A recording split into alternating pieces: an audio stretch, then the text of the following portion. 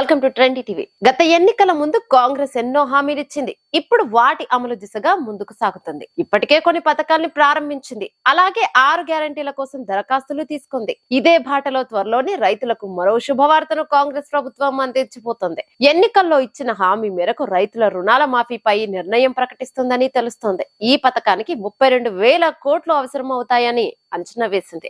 అందుకు ప్రత్యేక కార్పొరేషన్ ఏర్పాటు చేస్తూ రేవంత్ సర్కార్ నిర్ణయం తీసుకుంది.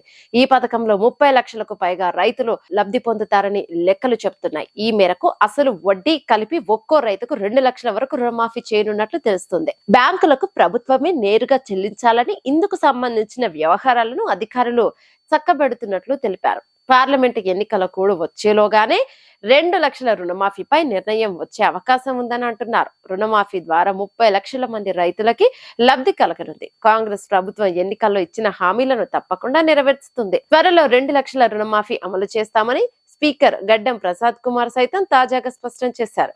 2 లక్షల వరకు వ్యవసాయ రుణమాఫీ ప్రభుత్వానికి సవాల్. భారీగా నిధులు అవసరమవుతాయి.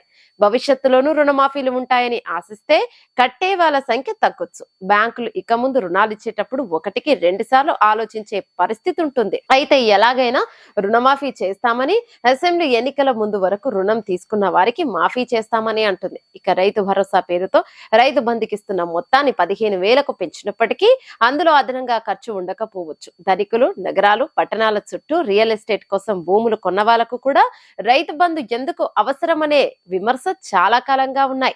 వారిని మినహాయించే ఛాన్స్ ఉంది. అలా మిగిలినవి రుణమాఫీకి బదిలిస్తారు.